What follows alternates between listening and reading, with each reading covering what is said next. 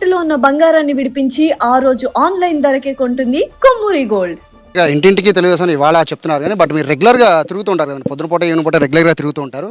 So, ఎక్కువ loyalty పరంగా చూసినా కూడా మీకు ఎక్కువ ఉంటుంది తెలుగుదేశం అంటే మీ దగ్గరికి వచ్చిన వాళ్ళు గానీ, మీరు తిరుగుతున్న ఊర్లు గానీ చూస్తుంటే. బట్ ఇంత జరుగుతున్న బోండమ్మ గారికి అసలు 2 రోజుల నుంచి మీ దృష్టికొచ్చిందో లేదో విపరీతమైన ట్రోల్ జరుగుతుంది. పార్టీకి ఏదో అన్యాయం చేశారు, వ్యతిరేకంగా పనిచేస్తున్నారని. అంటే మేము చూస్తున్నాం కాబట్టి రెగ్యులర్‌గా తిరుగుతారు. బట్ ఈ ఆరోపణలు మీ మీద రావడానికి ప్రధాన కారణం అనుకున్నారు. ఏంటంటే ఇప్పుడు కొన్ని దుష్ట శక్తులు ఉంటాయి. ప్రజల్లో లీడర్ అనేవాడికి ప్రజల్లో బలం ఉండాలి కానీ ఈ ట్రోల్ వల్ల ఏమీ అవదు. ఓన్లీ వాళ్ళకి అనవసరమైనటువంటి విషయాల్లో ట్రోల్ చేయటం తప్పితే ఏదో మరకలు అంటించాలని చూస్తాం తప్పితే ఆ మరకలు నాకు అంటవు. బోండా ఉమా ఏంటో చంద్రబాబు నాయుడు గారికి తెలుసు, పార్టీకి తెలుసు, ప్రజలకు తెలుసు.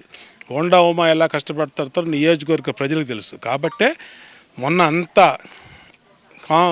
కాంపిటేటివ్ ఎలక్షన్లో కూడా, పోటీ ఎలక్షన్లో కూడా నాకు 70,000 ఓట్లు జిల్లాలోనే హయ్యెస్ట్ మెజారిటీ నాకు వచ్చింది.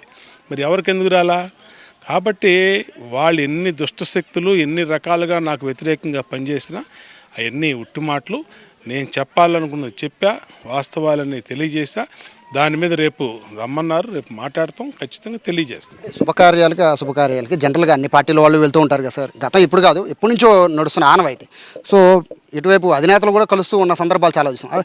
ఎప్పుడు లేనిది ఎవరికి లేనిది ఈ మధ్య కాలంలో ముద్రగడ చనిపోయిన దగ్గర నుంచి చాలామంది చాలా పార్టీ నేతలు కలుస్తున్నారు. బట్ బోండా ఉమా కలవడమే ప్రత్యేకం అయిపోయింది. రాష్ట్రం మొత్తం కూడా ఇదే టాపిక్ అయిపోయింది. వాస్తవంగా చాలా సమస్యలు ఉన్నప్పటికీ ఇది హైలైట్ చేస్తున్నారు. సో ఏంటంటే అంత పెద్ద ఇష్యూ ఎందుకు వచ్చింది అనుకున్నారు? అది మనం ఏం చేయలేము, దాన్ని ఎవడి కర్మ అడిగే వదిలేయాలని. ఇప్పుడు నాతో పాటు అనేక మంది, జ్యోతుల్ నెహ్రూ సీనియర్ శాసనసభ్యుడు, పోలిట్ బ్యూరో మెంబరు, ఆయన జక్కంపూడి రాజధానికి వెళ్ళాడు, ఇంకా రాధా వెళ్ళాడు, ఇంకా బోల్డ్ మంది టీడీపీ నాయకులు వెళ్ళారు, జనసేన నాయకులు వెళ్ళారు, బీజేపీ నాయకులు వెళ్ళారు. ముద్రగడ్డ అనేది ఒక కాపుల్లో ఒక ఐకాన్ లాంటివాడు.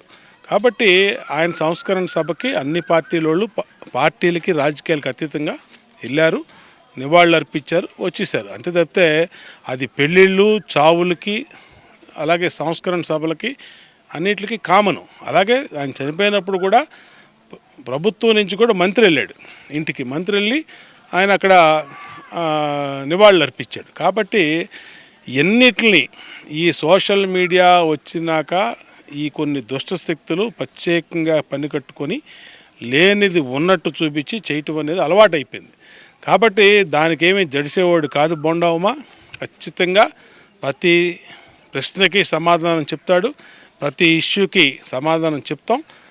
అన్ని రకాలుగా నేను ఏం చేసినా ఓపెన్ డయాస్లో చేశాను తప్పితే ఒక ముసుగేసుకొని ఒక అంతర్గతంగా నేనేమి సీక్రెట్గా అంబటి రాంబాబుతోనో ఇంకో వైసీపీ లీడర్తో నేను మాట్లాడాల. ఓపెన్ డయాస్లో ఓపెన్గానే మాట్లాడాం.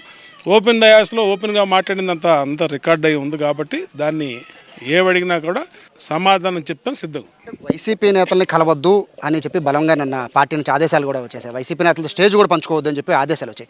అంటే దీన్ని ఎలా చూస్తారు? అంటే వైసీపీ నేతలతో బేసిక్గా ఎవరు కలవరు, అంటే మీకు వ్యతిరేకమైన పార్టీ కాబట్టి. బట్ నిన్న మీ అంశం తర్వాత ఇది ఇంకా గట్టిగా చెప్పారు అంటున్నారు.